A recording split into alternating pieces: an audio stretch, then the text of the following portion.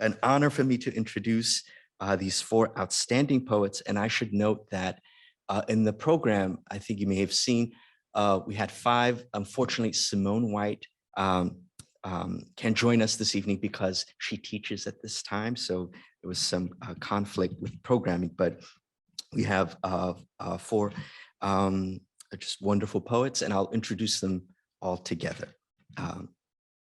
Ahmad Almallah is a poet from Palestine. His first book of poems, titled Bitter English, came out in the Phoenix Poet Series from the University of Chicago Press. His poems and writings have appeared in various publications, including Jacket 2, Sand, Michigan Quarterly Review, Birmingham Poetry Review, Great River Review, Kenyon Review, among others, and also has work forthcoming in American Poetry Review and Poetry. He received the 2018 Edith Goldberg Paulson Memorial Prize for Creative Writing, and his set of poems titled Recourse won the 2017 Blanche Colton Williams Fellowship. He is here at Penn. He is currently an artist in residence in the creative writing program. Next will be my colleague and friend, Herman Beavers, who is the Julie Beren Platt and Marc E. Platt President's Distinguished Professor of English and Africana Studies here at Penn. His most recent poems have appeared in the Langston Hughes, Colloquy, Milieu's, Cleaver Magazine, the American Arts Quarterly, and Supplement. His poems have been anthologized in various publications, including Moonstone Anthology of Featured Poets, Obsession, Sestinas for the 21st Century, We Real Cool, Philadelphia Celebrates Gwendolyn Brooks, Who Will Speak for America, and Show Us Your Papers. His chapbook, Obsidian Blues, was published in May 2017 as part of Agape Editions' Morning House chapbook series. His latest chapbook, The Vernell Poems, was published by Moonstone Press in 2019.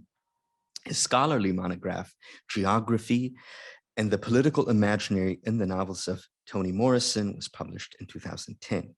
He is the co-editor with John Lowe of Approaches to Teaching Gaines's The Autobiography of Miss Jane Pittman and Other Works. Herman also serves as an advisor editor for the African American Review, the Black Scholar, Journal of Black Studies, the Langston Hughes Review, and Modern Fiction Studies. Following Herman will be Fatemeh Shams, who's joining us from, kind enough to join us from Berlin. So we'll see. Oh, there you are. Hey, Fatemeh. Hi, Doug. Hi, everyone. Hi. I wish I could join you. Yes. It's all right. You're with us. She is an internationally acclaimed poet with 3 poetry collections. When They Broke Down the Door, published in 2016, Writing in the Mist, published in 2014, and 88, published in 2012. Her third bilingual book of poems won the Latve Yashater Annual Book Award in 2017. Some of her poems have appeared in the London Poetry Magazine, Penguin Anthology, Michigan Quarterly, Jacket 2, Penn Sound, Exiled Writers Magazine, Iran's Writer Association in Exile, Poetry Foundation, PBS, World Literature, among other venues. Her poems have been translated into German, Kurdish, and Arabic. Fatemeh is also a scholar of Persian literature and author of A Revolution in Rhyme, Poetic Co-option under the Islamic Republic. She's assistant professor of modern Persian literature here at the University of Pennsylvania. And before joining Penn, she taught Persian language and literature in various academic institutions, including Oxford, SOAS, and SOAS in the UK.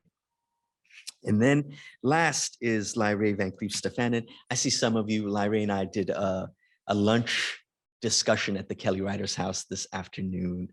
So we get to hear from her again this evening. She is the author of Open Interval, a 2009 finalist for the National Book Award and an LA Times Book Prize, and Black Swan, winner of the 2001 Cave Canem Poetry Prize, as well as the chapbook Leading with a Naked Body, co-authored with Lila Chantrell, and Poems in Conversation and a Conversation with the Poet Elizabeth Alexander. A poet arsenal of talent, Lyrae has also written plays and lyrics for the Cherry and Ithaca Arts Collective. And in 2018, her work was featured in Courage Everywhere, celebrating women's suffrage and the fight for political equality at the National Theatre, London. She's been awarded fellowship from Cave Canem, the Lannan Foundation, Civitella Ranieri, among others. And her work has appeared in various journals, including Callaloo, Crab Orchard Review, Shenandoah, in anthologies like Bum Rush the Page, Gathering Ground, The Ringing Ear, Black Poets Lean South, and Angles of Ascent, the Norton Anthology of Contemporary African-American Poetry. She's currently at work on Coal Tar Colors, her third collection of poems, and a collection of essays titled Purchase. She is Associate Professor of English at Cornell University and happens to be my best friend. So with that, please help me welcome a warm, warm welcome for these four amazing poets. All right.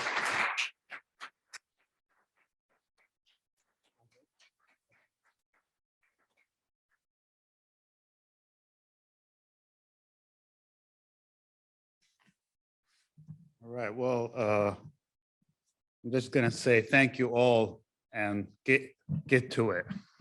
Enough thanks, all right? Okay, so I wanna kind of frame my reading by reading from an article that is coming out in Poetry Magazine, and it's about my experience as a poet who originally wrote in Arabic and chose to write in English. It goes through the details of why I decided to do that, why I quit a tenure track position in Middlebury College to actually write more seriously. And that coincided with me coming to Philadelphia. But before I actually was associated with Penn, I worked with Al Bustan Seeds of Culture. And I landed a job as a project manager for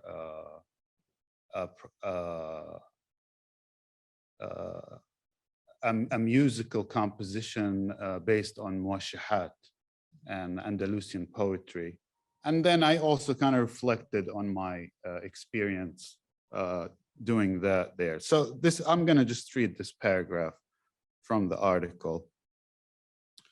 Organizations such as Al Bustan make it possible for immigrant artists to rehearse and perform against the backdrop of their fading backgrounds. Yet all too often, othered artists are asked to perform their otherness on the stage of a receiving culture. An art becomes a political pantomime of received stereotypes. The immigrant artist will always risk this kind of erasure because they are invited to play the stereotype. To counter this poetically and politically, I, as an immigrant poet, have to remind myself constantly that there is no such thing as the English language, just as there's no such thing as the Arabic language or any other language with an incontrovertible set of rules that can govern the poetic act. There's only the tongue that can produce sounds and acquire its own taste of the fact. And while some are made for the stage, others are made for the page. I now sing only to myself and to my loved ones. Whatever your art is, it can only be made by or translated from a language that you alone can create. This is the exophonic experience. At its core is the fact of translation in all its forms. At its core is the realization that poetry plays part in the self-translation that can sometimes move art to action.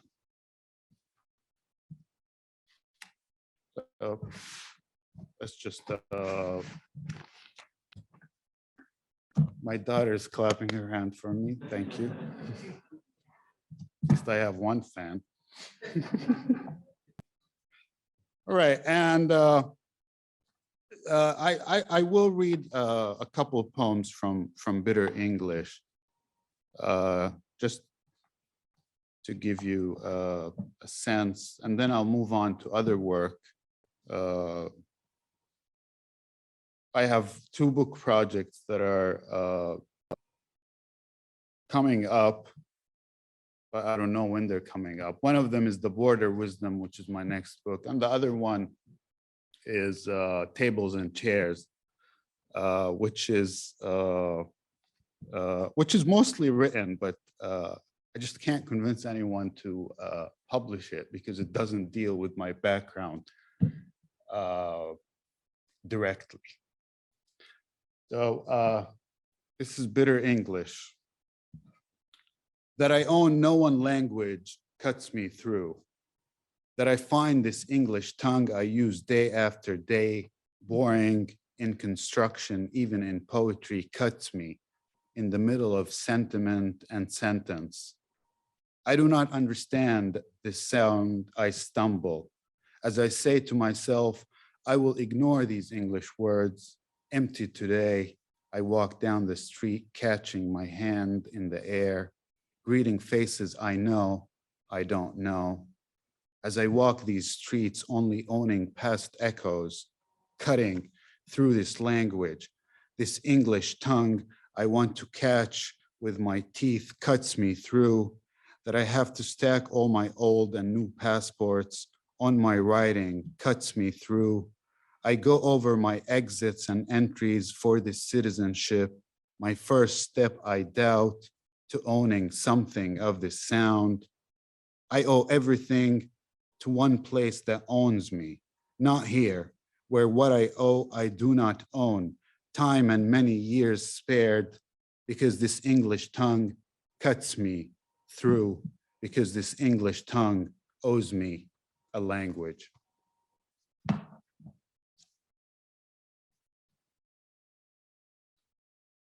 All right, I'll read another one from Bitter English and then I'll move on to other things. I'll take a sip of water.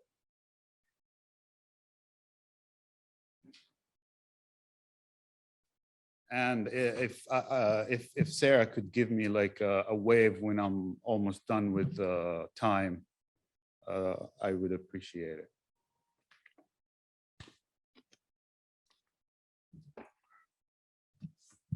All right, I like to read this one because it's from our days in Indiana. So this is at the farmer's market. So I've been running on empty for some time, and now I'm out of anger. Is this the beginning of memory? Who should I ask? Who should I be asking?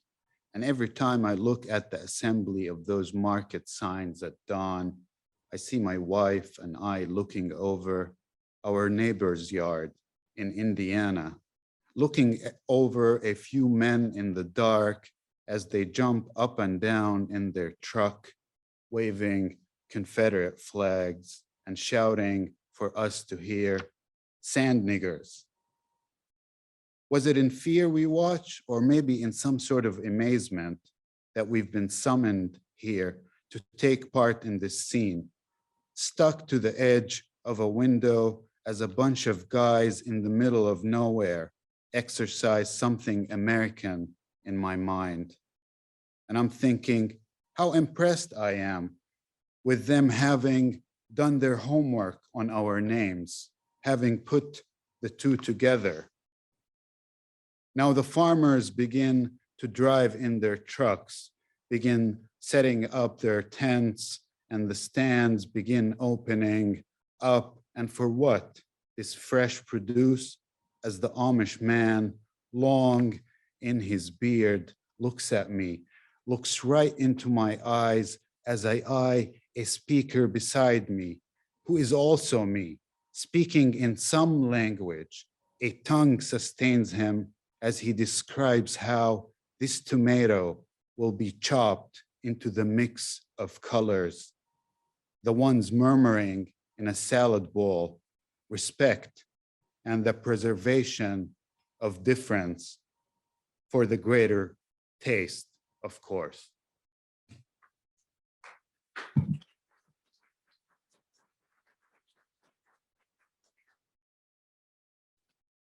Right, and that's bitter English. So I'm gonna read some poems from the Border Wisdom, which is also finished, and Chicago's looking at it, so hopefully it'll come out with Chicago, but nothing is certain these days. So this is the Border Wisdom. And I would like to start by reading from an elegy that I wrote for my mother.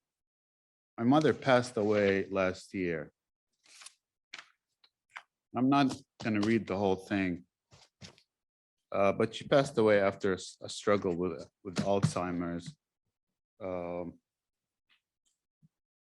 And I have been trying to write this poem for a while.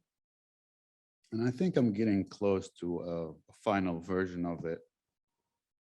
So I'll probably just read a couple of its sections. So this is called the name elegy, Nawal. And Nawal is my mother's name. 1.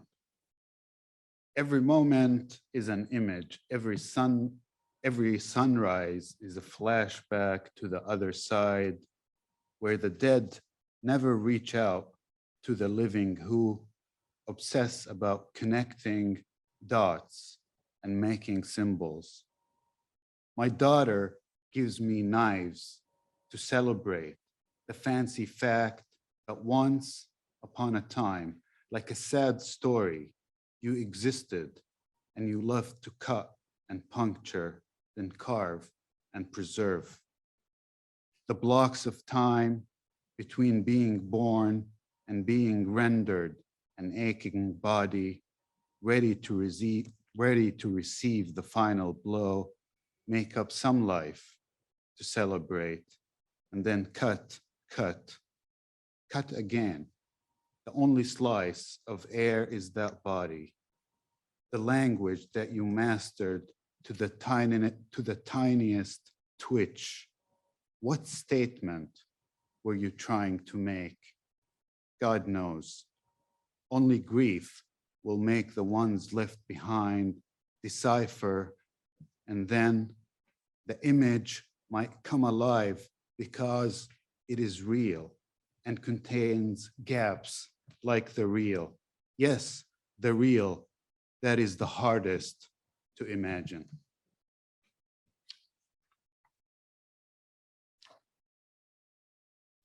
Right, I think this is a heavy poem, so I'll maybe end there from this poem and just move on to something else.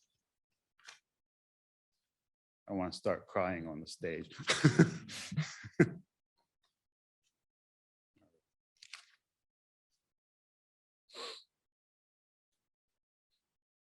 All right, so let me kind of move on, and I will read a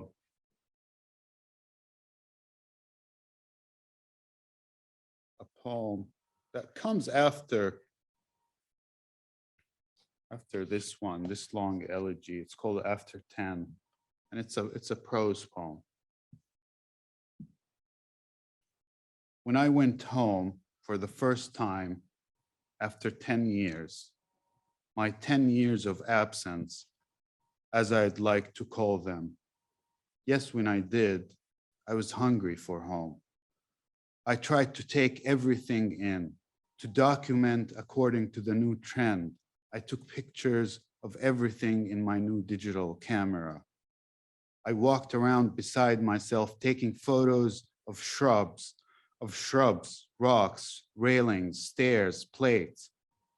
Anything that got in front of my eyes, I captured with an image, and I even took pictures of pictures. Everything is here, and now is in the palm of my hand to take back to America for show and tell.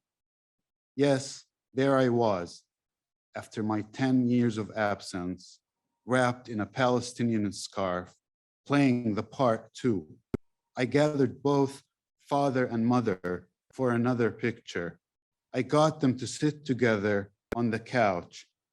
I set the timer in order to sneak in between the two that made me, and then snap like it never happened.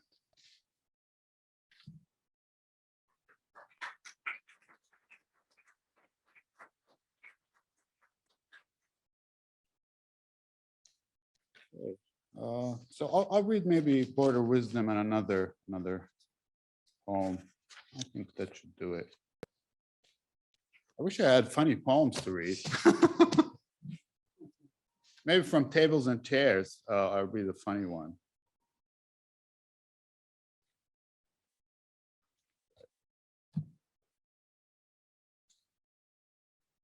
So this is Border Wisdom.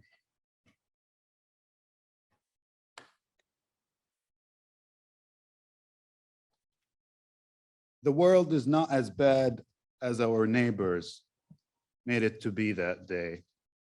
We've seen worse days, and how beautiful they were, these days living strife, how we loved everything about not having to go to school. I won't describe the past for you. I have no energy for it. I tell you, I got held at borders. I tell you, I am used to it. And what? What is this record we play over and over? Don't get used to it. You shouldn't. It's sad. I bow in recognition. And when I am on my own, after the long journey from border to border, wanting only piece after piece of these walls around me to start breaking, what does not getting used to it do for me?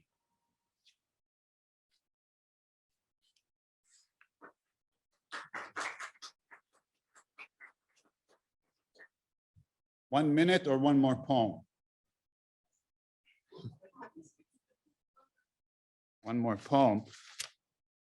Should I do it a long poem? I know.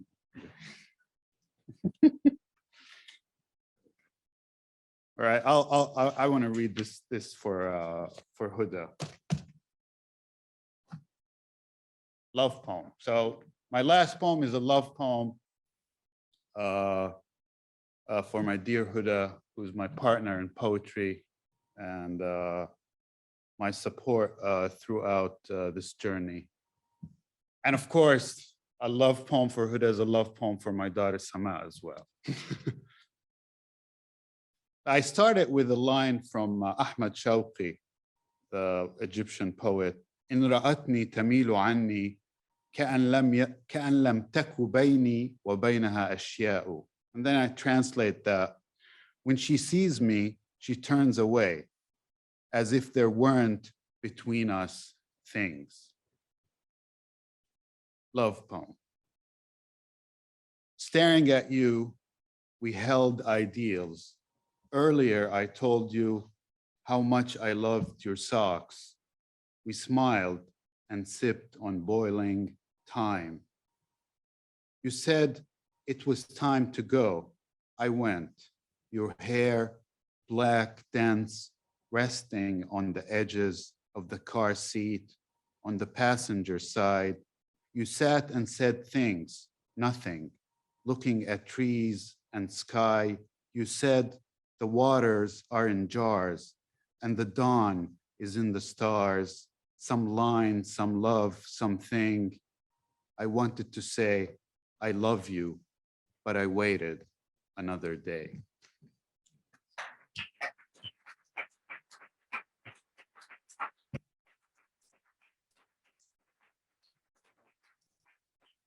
Thank you. Thank you all.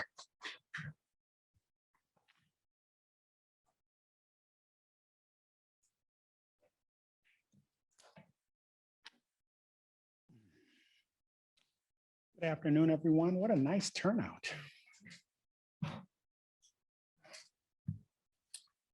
Pleasure to be back reading with my friend Ahmad and to see my dear sister Lyrae.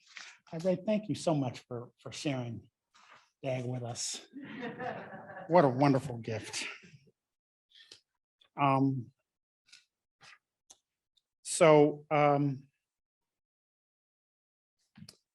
will start. I'm reading from a manuscript I finished a while back called Even in Such Light. And it starts with a suite of poems called In a Tangle of Scars. And this is the prelude to the suite. It's called Dangerous. And because migration is the theme, imagine this is the voice of somebody who has migrated from the South. Dangerous. Yes, sir. It ain't no easy way to settle for less than what killing make possible. Here was my choices. Rotting on the farm down home, trying to make a living on shares, or putting my hand to a few Germans before they put their hand to me, which wasn't no choice at all, come to think about it. In 19, when I got back from France with my croix de guerre, I had to bury my medal and burn my uniform to ashes to keep from getting lynched. White boys figured I was bound to get too uppity for my own good since I'd done been paid for killing white men. Thing is, they was right. Dangerous? Damn if I won't. I can't even begin to tell you. I can't even begin to help you understand how good I looked in that damn uniform.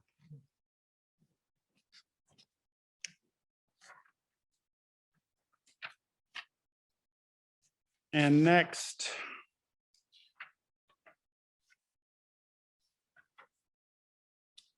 this poem is called Hamilton Railroad Station.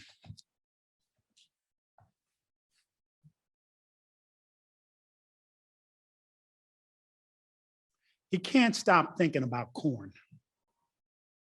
Strong and serious as a woman, hands on her hips, waiting for the old man to come home and do damage. Black clouds, lightning and thunder, but no rain. This is a day he could love. It's so hot, sin rests closer to the ground than prayer. The crowd at the baseball field waits for the game to be called. He's looking for the last train north. The station master ambles under the clock, carrying a trumpet so shiny it could send light bounding off into space. A single note levitates loud and sweet on the air till the heat closes around it, leaving the wine of souls caught up in a soft rustle of forgetting, bodies leaving what they need behind. If he wasn't catching this train, he'd be picking corn hulls out of his nails, heading to the back door of the farmhouse to be with Alma Jean before her husband gets home. She'd stare at him for 5 seconds, then say, "Get on in here," like she was losing time and had a good mind to go over every inch of his body till she found it. Maybe that explains why he's come to hate the sight of a cornstalk stripped to nothing, its green husk shrugged to the ground like the dress sliding off a woman with better things to do. He looks north down the track, sees clear to the next county. There's a defiant crow perched on a power line. There's a ribbon of lightning lashing heaven to the ground.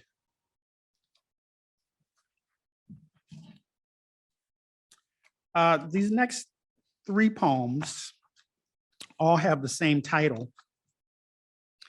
Pittsburgh, 1957, a photograph.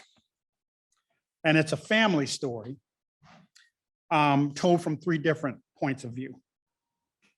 And it is in fact based on a photograph that I found rummaging around in my mom's house a while back. Pittsburgh, 1957, a photograph. A man at a table, a baby on his lap. To his left, another man, older, heavier. Both have the look of men who work long hours in the dim light of mills and plants, places that grind even the stoutest men to powder and tears, immune to love's soft edges. A 2-year-old girl clutches the hand of the older man. Sitting in a high chair is another 2-year-old, a girl who throws a hand in the air as if to greet us across a gulf of time and forgetting. In the background, Christmas cards dangle from the mantelpiece as if the room is lit by the pale, cold fire of good tidings. 1957 comes to an end. Russian satellites, Aaron and the Braves taking the series, Little Rock. In the falling darkness, thoughts tilted against daylight's homicidal glare. Colored children trudge homeward, bodies meandering with all deliberate speed.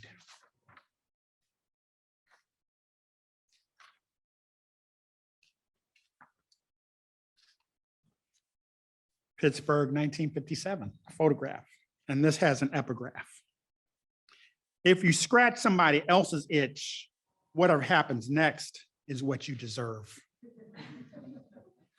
Heard in a barbershop, source unknown. When she raises the camera, your mind drifts back to baseball, Saturdays in Woodland Park. How she came to watch you play catcher, switch hit scuff balls into the skating rink. Beautiful she was with long legs, hair down her back. You remember how good she looked in her nurse's uniform, its starch whiteness glowing like a promise made in a room with all the lights off. If only you could stand in the living room of her apartment, tell her it was all a mistake, a moment of weakness, the kind of stupidity that can't ever happen twice. But there was only the phone call, the long silence, her saying, all right. Another silence, then, my ride's waiting. I'm gonna need to go. You've come back. Your wife's telling you to smile. Your 6-year-old daughter looks up at you as if she expects something to happen, but already knows nothing ever will. Behind you, your 2-year-old girl clutches the hand of the man that even now you struggle to remember is your father-in-law. After this picture is taken, he's all set to go back to playing the guitar as if nothing else matters and never will. You hear your girl call him daddy right as the camera's bulb flashes, and the deadbolt of this moment locks everything in its place. Christmas time in the house on Tioga Street, in a town you never had a mind to visit. It's 1957, and you are 35 years old. You've stopped asking how you ended up with a 23-year-old wife and 2 children because you know the answer. 20 years from now, still sure you know the answer, you will tell your son that a man never gets what he wants, that he has to make do with whatever he's been foolish enough to grab, that failing the test is certain. How to make it with failing marks, a story nobody writes.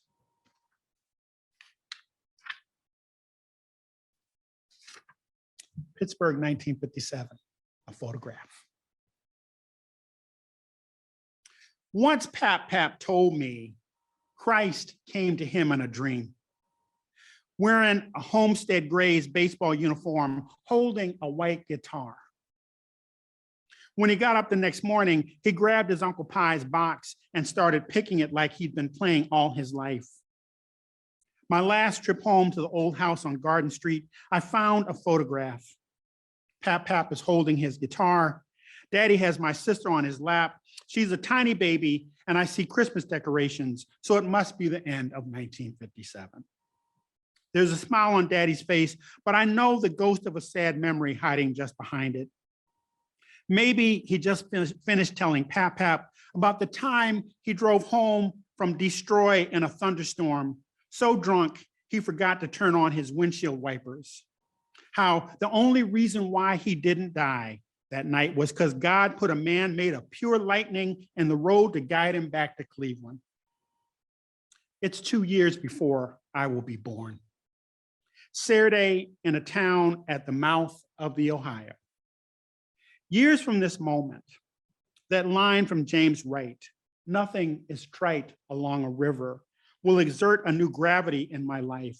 But just now, Daddy and Pap are smiling like they just found a bag full of silver dollars, both of them knowing a man's only as good as the last lie he's told.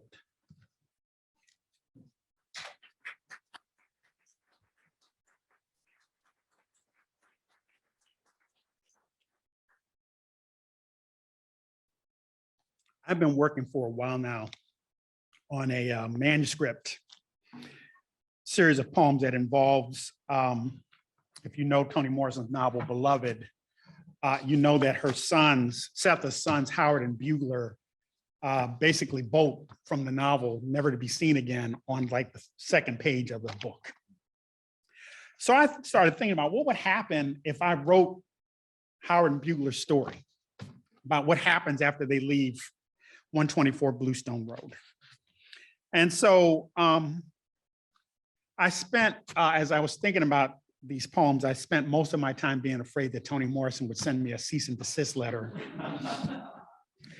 And after I talked to an intellectual property lawyer, he said, look, you're on safe ground as long as you don't retell the Beloved story.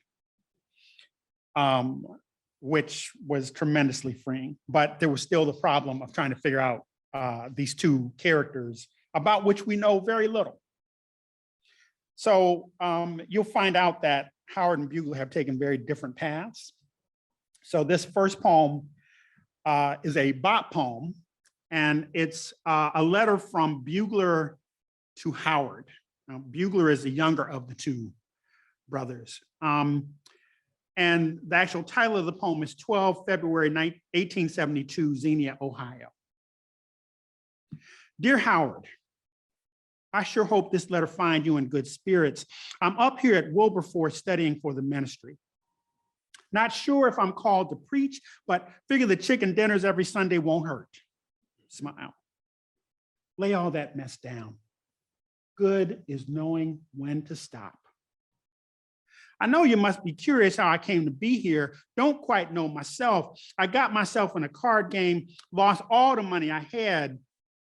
Right when I figured, right when I was fitting to beat the little round-head nigga that took my money, I started to snatch him out of his seat when my hand froze. I heard a voice say, lay all that mess down. Good is knowing when to stop. They tell me God can make it so the lost be found. One of my professors, he say my story remind him of St. Francis of Assisi. Well, we both know I ain't no saint, but I be praying the Lord commit to order my steps. Your brother, Bugler.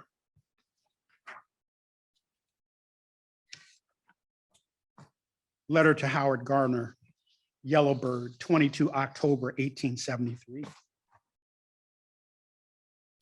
Brother, I write this not knowing if this letter will find its way to you, but I need to tell somebody how tonight I about near killed a man.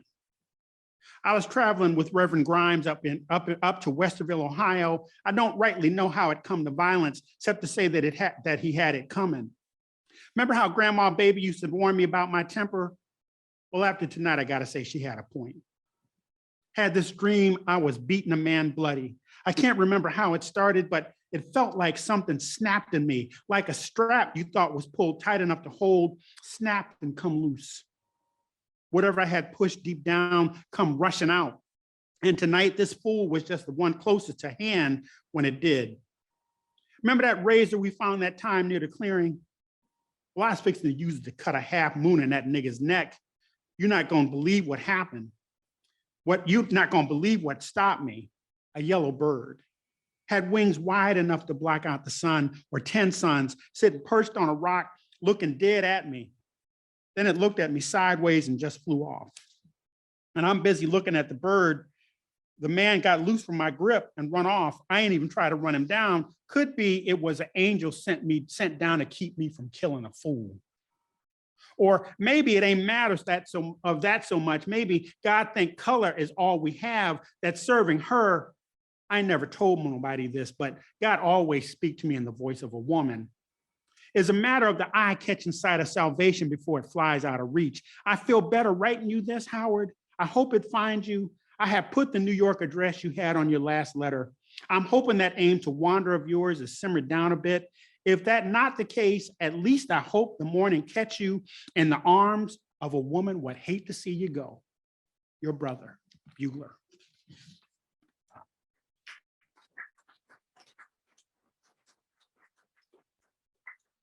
And one more. You got to hear Howard's voice.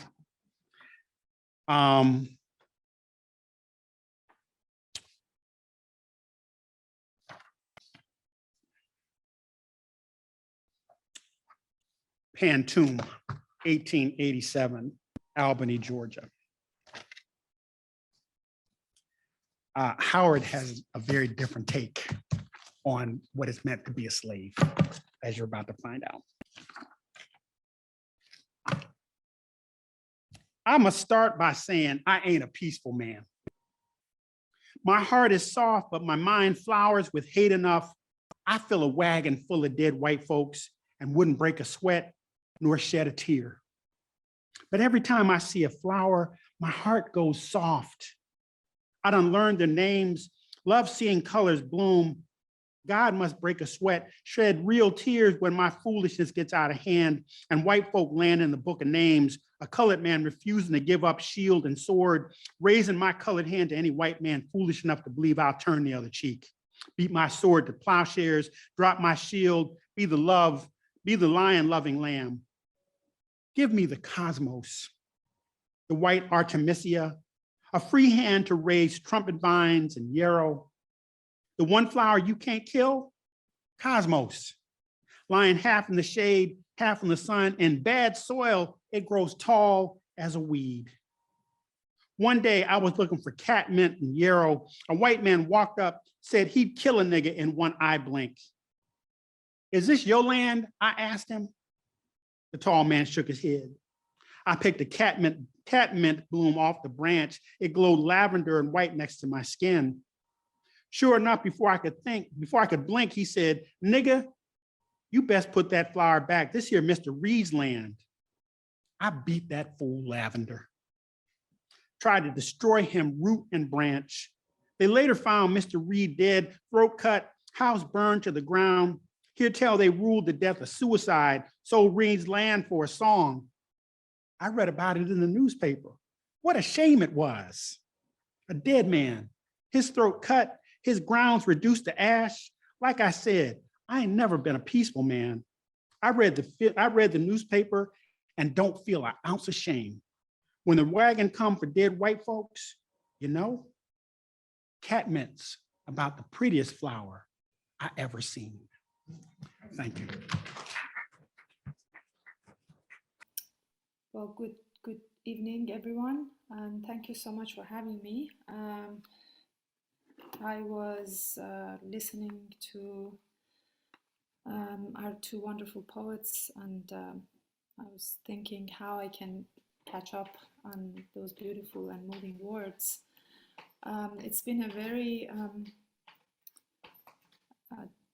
challenging time to be in Berlin in the past 10 months following the fall of Afghanistan in mid-August, and then the ongoing war at the moment. So it's been, as you can imagine, massive flux of refugees coming to Berlin from those two lands, and it's heartbreaking to see and to relive the trauma of displacement and exile and being a refugee. So I thought that since it's the 11th year of not holding a passport and still remaining a stateless refugee myself, And as a tribute to all those refugees in Berlin and around the world, I would start with a poem called The Refugee, which was was published in my bilingual collection, translated by Dick Davis in the book When They Broke Down the Door. It's a sonnet in the form of ghazal in Persian, so I think it's important that I read the poems in the original and then the translation of the poem. So the poem is called پناهنده, or The Refugee.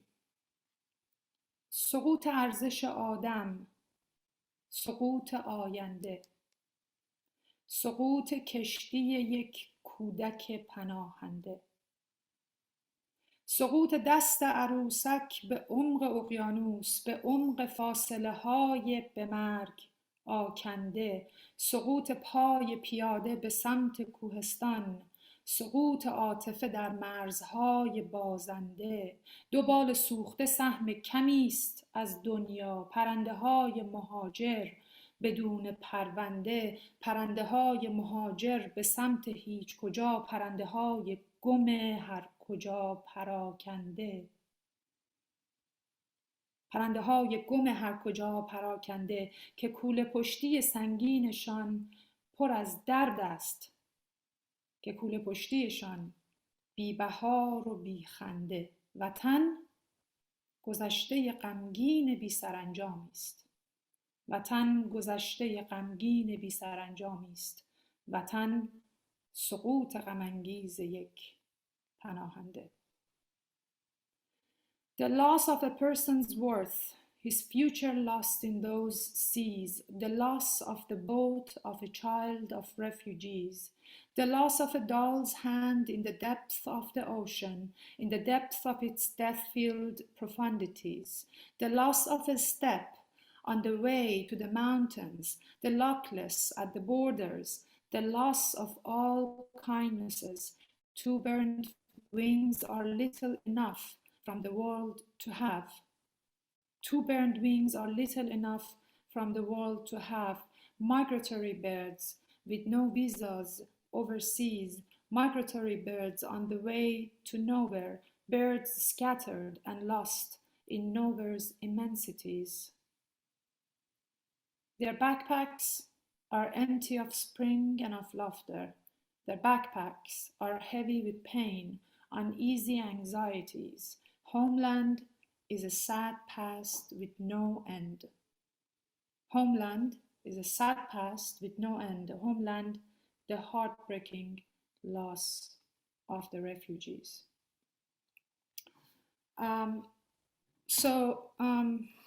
This was the poem from the collection that was published in 2017, and the rest of the poems that I'm going to read today are poems that have been published elsewhere, and also from my new collection that I'm working with the wonderful poet and translator Armand Davoudian, who himself is present in this event. Thank you, Armand, for coming. It's wonderful that I can read these poems in your presence. I wish that we were in the same room. It's been a wonderful experience to work with Armand, who is the author of the Swan Song, which won the 2020 Frost Place chapbook competition, and he grew up in Isfahan, and he lived in Iran and now lives in California, where he's pursuing a PhD in English at Stanford University. The translations that I'm going to read are by Armen, and from the upcoming collection, hopefully will be published at some point, called Everything is Normal. لیلی در مسیر خیابان‌های بلند شانه به شانه غیابت لیلی می کنم.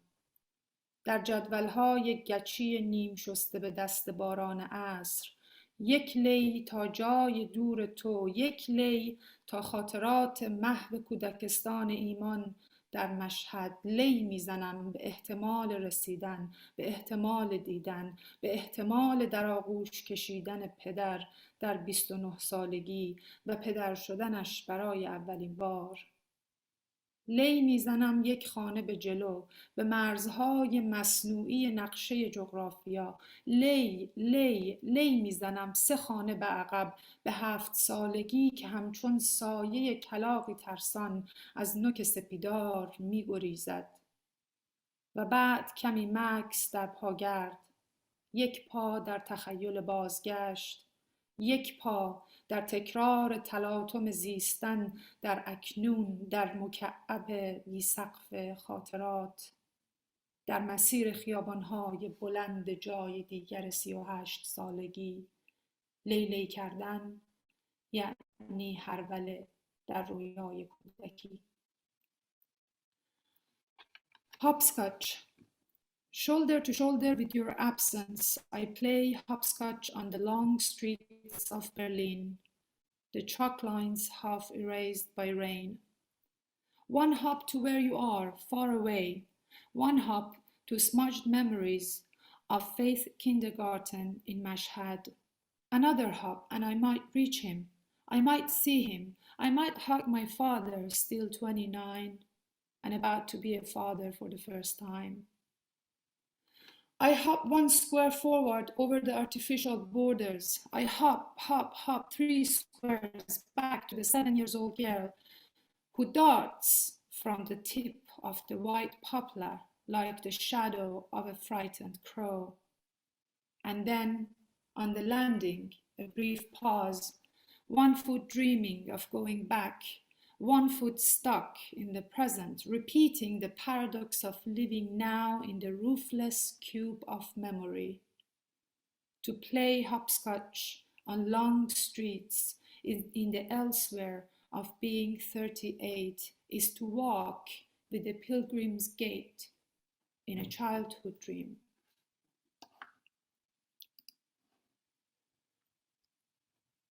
Okay, and this poem is called Deterioration. My father, it's a poem I've written. It's about exile and it's about my father who is currently suffering from Parkinson and loss of memory and motion.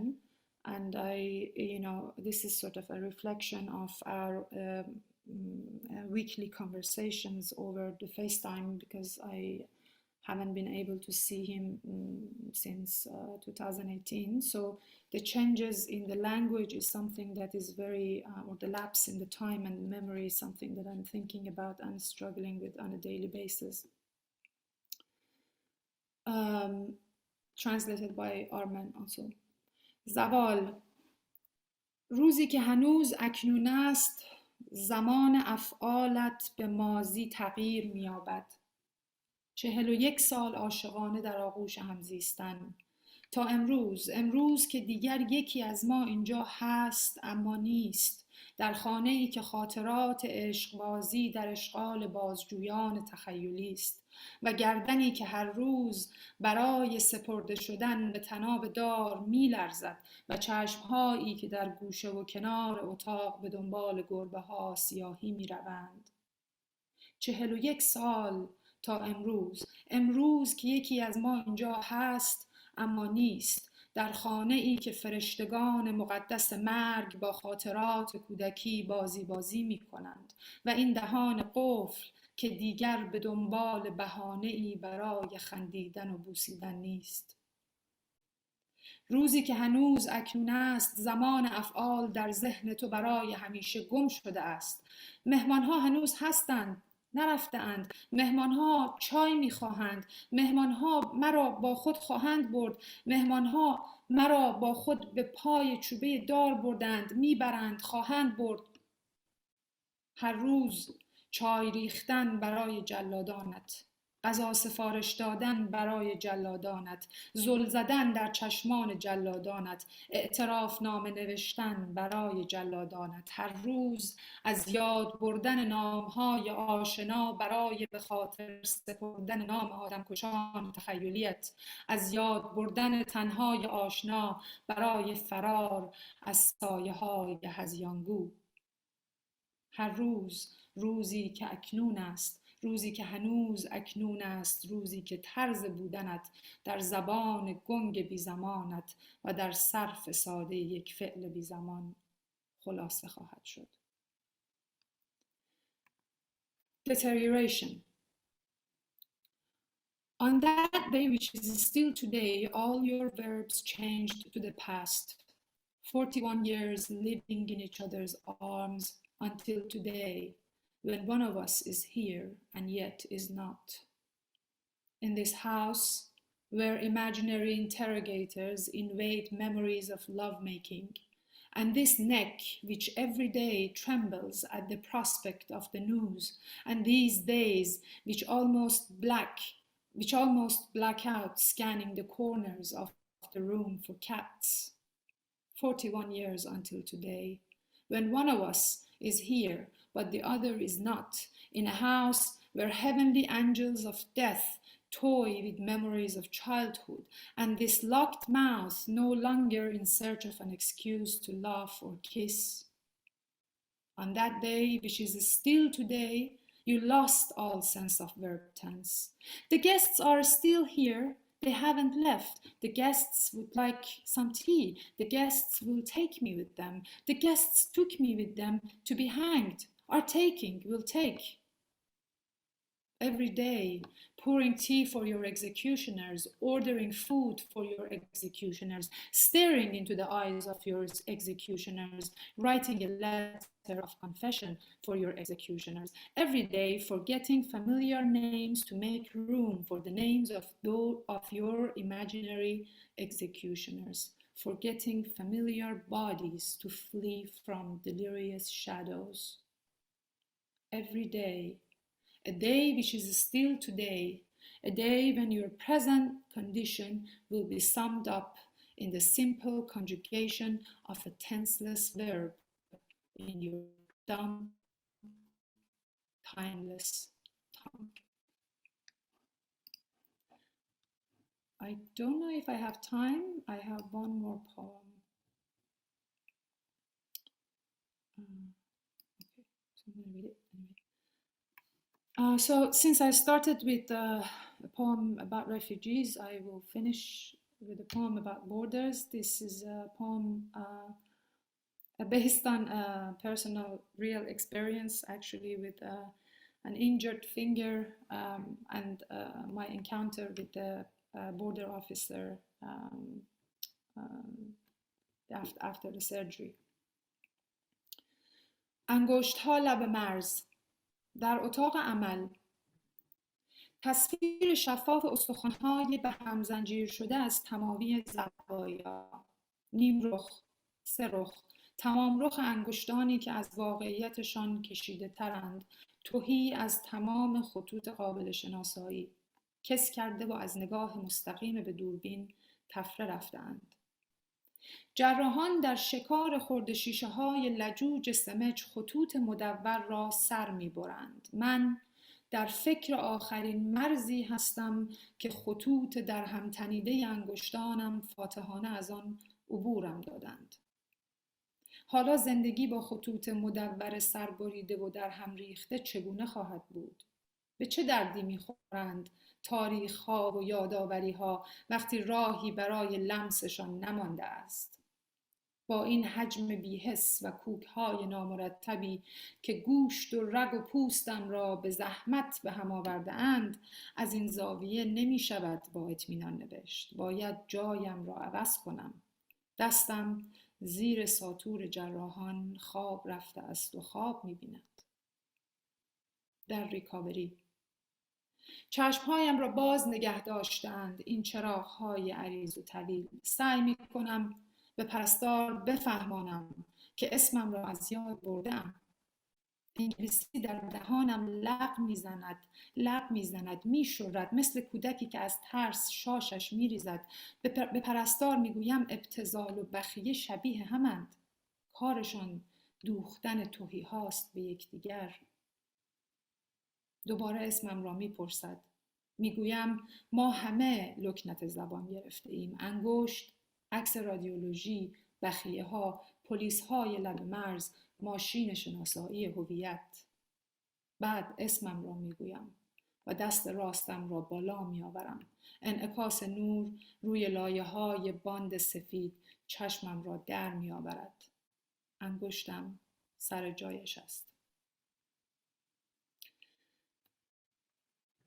Fingers at the Border.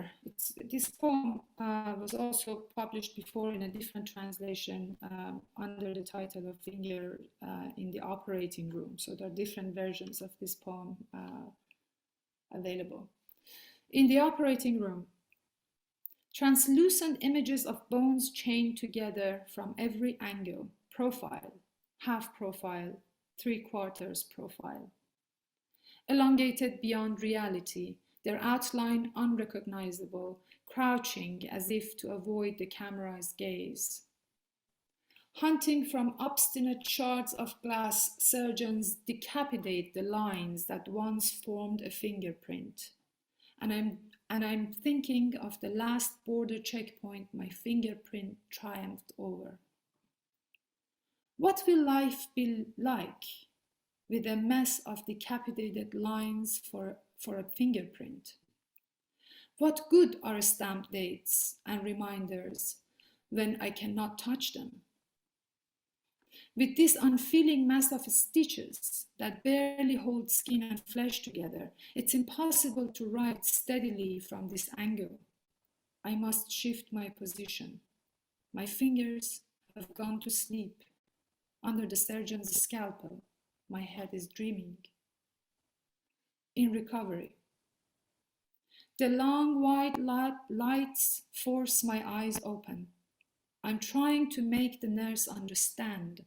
I haven't forgotten my name. English slips and slides and spills from my mouth like a child who wets herself from fear. I tell the nurse stitches and cliches are similar. They both connect one emptiness to the other. I tell her we've all become tongue-tied. My finger, the X-ray, the stitches, the border police, the fingerprint scanner. Then I say my name and lift my right hand. Light reflected from the white bandage almost blinds me.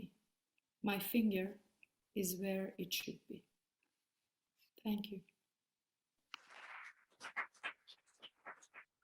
I want to say thank you all so much for having me.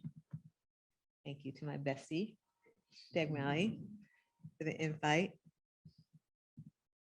Thank you, Ahmad, Fatemeh, Herman. It's so good to see you. I'm going to start off with a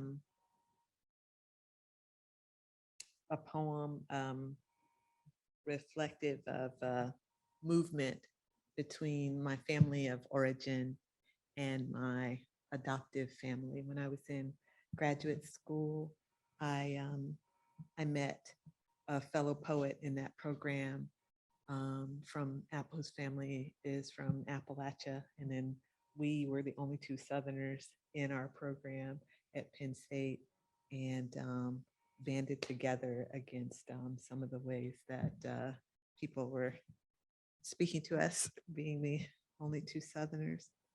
And she took me home for Christmas one year, and her family said to me, "You ain't never getting out of this family now." That was it. This is blooming. Can you all hear me?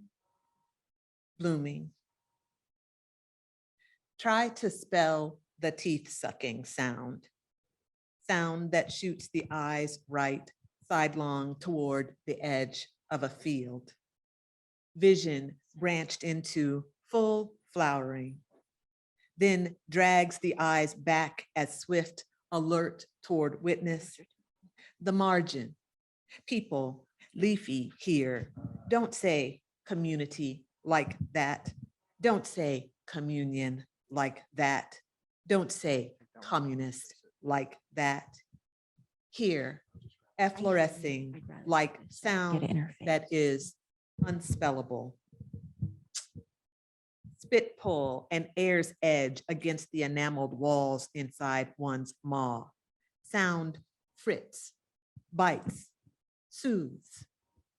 Sedge, a yellow field breathing space, roots. To breathe is to heal. What a body might do in a field with a breath. To frit is to begin to prefuse sand and flux, but push the breath hard enough through, and it is to call the dogs or to call attention to. St. John's wort, the sedge in this wild blooming. How bored of dull walls of every sort I am.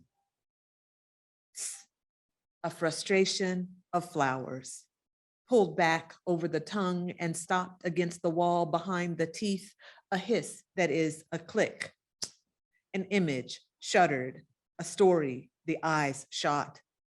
Someone placed a skull in the middle of a field. I'm stumbling through, commissioned to still life. This I can't finish until I invent a way of spelling an upside down T, a row of S's sucked backwards to a thick tongue stop, to a thick tongued stop, like someone's snapped. A picture I don't want to describe, the skull, the wall. Let T stand for tool. Let T stand for tag, I'm it. Commit. Let T stand for the work T does in try, teeth, shoot, frit, witness. Careful you don't end up in the Chattahoochee, my mother warned me. I am trying here not to open my mouth. Your heart knows where home is, Grandma reminded me. Understand what happens when a sound opens. If by assessment you mean how will I measure when I have sounded the proper spelling, what does it mean to thrive? I miss the gold that glinted in my mama's mouth and the gold that glinted in grandma's mouth. Their sudden smiles, glorious mischief. Women, no kin to one another, for whom witness meant to tell an old, old story. Notice the sedge, its structure. What of the work T does in notice? The structure, Aaron Kaima. If the work fails, let me had been breathing. Structure, if I fails, I still hold the work T does in delight. Theirs, Florida baby girl and Appalachia grandbaby. I am still gleaning in grandma's, that's St. John's wort, gold, and mama's, look at God, glint, a simple gift, a breathless glimpse.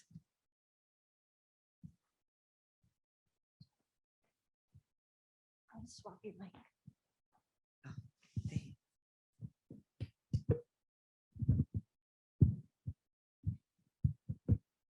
Thank you. Can you all hear me? This is In the Noise and Whip with an epigraph from Gwendolyn Brooks, who writes, "It is lonesome, yes, for we are the last of the loud. Nevertheless, live, conduct your blooming in the noise and whip of the whirlwind." The whirlwind forms ahead, approaches flittingly as a butterfly might, as if it would alight upon my sister and me, strengthens, becomes visible, picking up debris, waves its hubris like a flag, would whisk us as the country is now whisked, except for our mothers, bind you, prayers over us. Their peace be still, tisk and tell storm that harmonize, knocks weather down, keeps us weighted against dry conversion to bland husks of death. Not only can I cry, I cry. I have a gift for life, my only gift. How young I learned to live nevertheless requires an elegance I put on like a woolen stole, then sheepish dropped my head as I walked in it, somehow ashamed. How soon I learned, how late. Break the line the way that you would break, have broken with those who taught you you would still run. Break the narrative. A body is a story, a severed snake's head in the sassafras. And break down tears, a fluid space from which we might reassemble flight.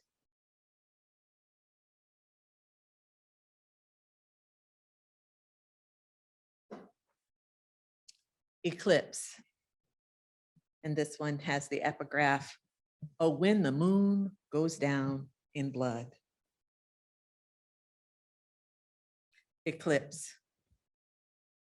A period is a pebble, a rock that blocks a ray, arrays my heart, a beat in my ears, a chorus thud of marching boots, a crunch from which my eyes flee. Blaze, the gaze lifts, then ellipses, a wobbling slip toward strabismus, cloisters, the cellulars locatable may, alas, the signals scrambled. These devices, Idolin, where am I? In a book, in the bath, in a claw-foot tub, claw hammering, a past moment in a current set, afloat on the edge of insight, of an uncooperative vision. A black body wrapped in a white towel, anxious to reveal, then abandon. In unison, can you tell me how to get back to the sentence so I can serve it?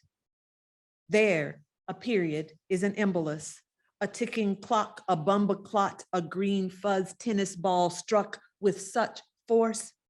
Who almost sees stars? Who's almost lost from whose lack of listening, girl?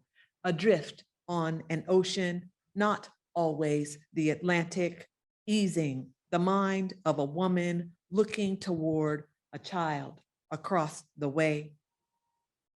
No one is white here. Only the towel is white. Lay it on the sand, lie down and relax. I would end here, except the periods full of blood, the towels soaked, the sand, the stone, the whole sea been gone red.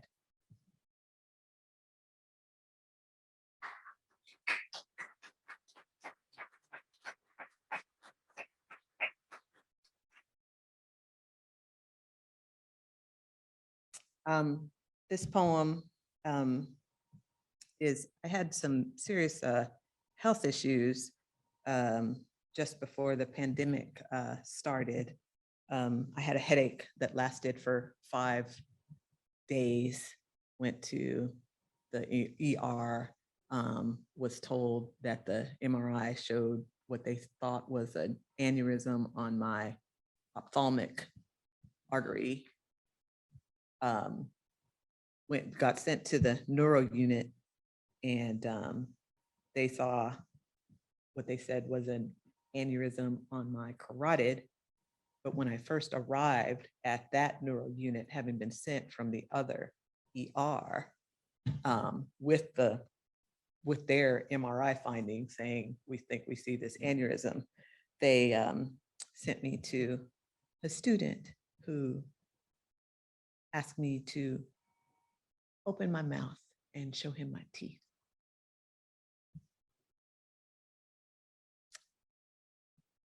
When there's nothing in it. A moment's vocabulary bleeds into the week that follows, bleeds under. What's missing here? Leave. Leave the house empty, unraked leaves as evidence, a metallic warmth with which the season suffused, suffers, begs, a series of questions. The first, a bulge in the carotid. What procedures are performed in the space where weakness shapes your life? There, take that, the neurosurgeon, taken with his view, instructs from beyond a versed veil, leaving you unconvinced of your own presence. Baby, can you open your eyes? Reduced to soreness at the crook of your thigh, you've slipped yourself, snatched from soul slot. You're where, oh my God, where? Are you hiding now? You've searched, been searched. In contrast, the channels that seared split sight. Nobody will take your word as anything but artifact, error, beautiful, fugitive. You'll never find the bleed.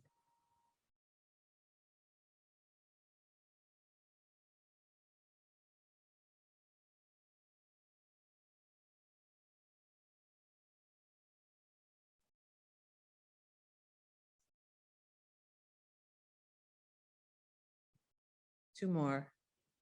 This says dermatographia. Anybody get dermatographic hives?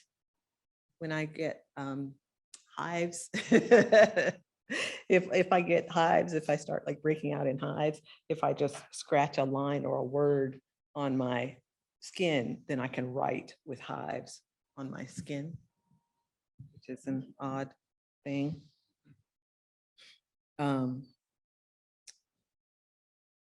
Dermatographia. A strange sensation announces the hives.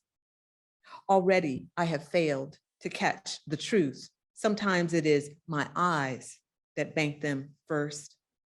What are these lines and when did they appear? A question in pentameter, the truth reveals a rhythm in itself. In asking, my skin questions language. What do you say about this scrawl? My skin commands. Make no declaration outside the field of wonder. Inscribe instead of true despair the way someone's ex-lover this moment turns over the word ghost. Again, I have failed. The despair is mine, and ghosting an arrival grooves on my thigh. Who has been touching me, I wonder? All this week, I've told myself, no one touches. I have stopped to run my hand over my leg. I have stopped just short of tearing. A different river, this stop flow happening in 2021, and here it occurs is the apt description, the one that feels closest to sensation. Imagine standing in a river.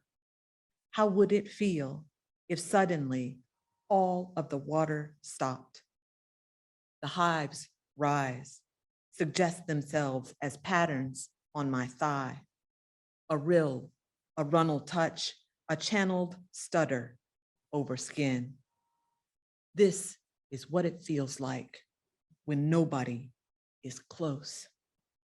How I feel it, this troubled ghosting.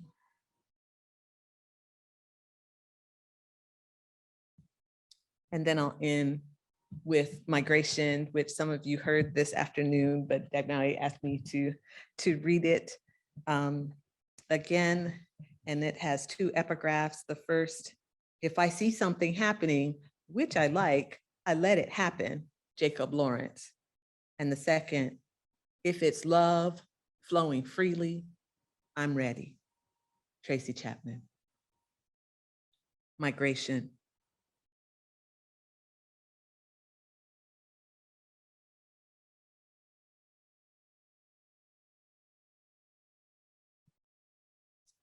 Black is an ardor, color, moving as wholeness. Yellow migrates blouse to light, handle to bell. Green migrates button to satchel to wall. Blue migrates coat to sea to night. Sky finds an order.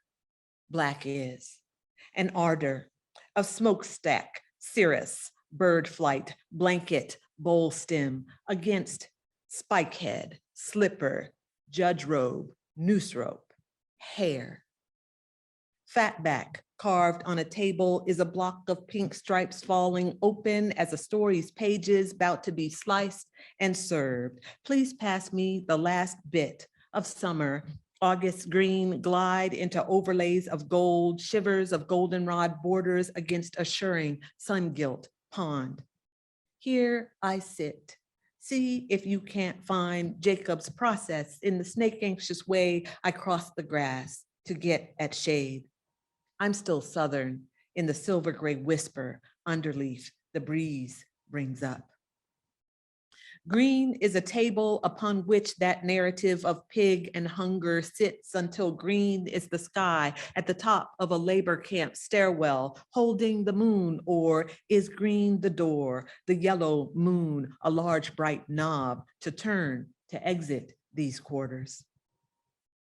If yellow is a question of travel, of orange alerts, key suddenly something from the bottom of the pond, something as simple as caution or coy. At first, one giant one.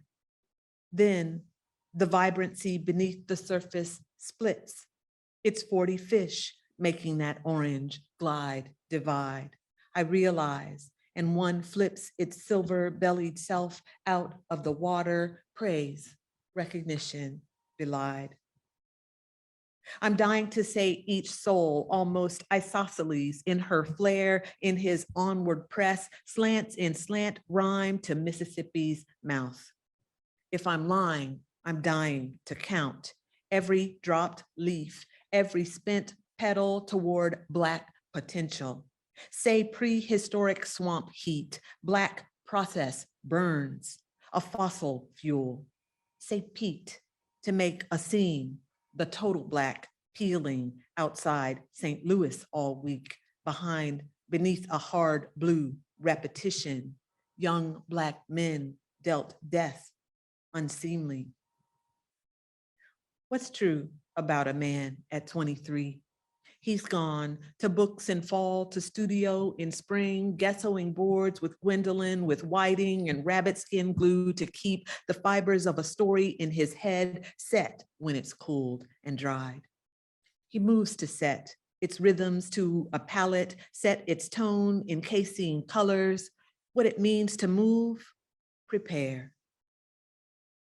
Then let the living thing beneath a scene still breathing, breathe. As memory does, alive beneath the egg and milk and pigment. 4 hours in the street, one body lies. Between dimensions, Jacob's north, whose figment? The panels draw him south. He flies. Write about movement where it is most still. Black is arduous in riot, a raised baton in burning building. What's behind the cracked window? The SWAT van that appeared suddenly and sat for 20 minutes outside your house drove you from porch to pond. You wondered where a sister might find some peace, though you know you never used the word sister like that. You wrote where I, sister, might find some peace and then revised it. You're telling the truth, a correction. The I in you corrects. It rises.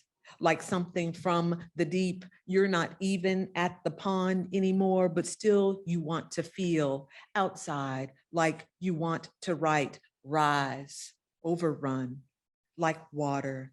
You're in a rush to work some delta in, if you're me. Dirt moves you. In music, the dirty rides you further into this writing. Prof, you are, the proof is in the plies. Though it's hard to admit how his what that mean tickles your that means you recognize. What you do to me, baby, it never gets out of me. You want him in the picture, so write him to through.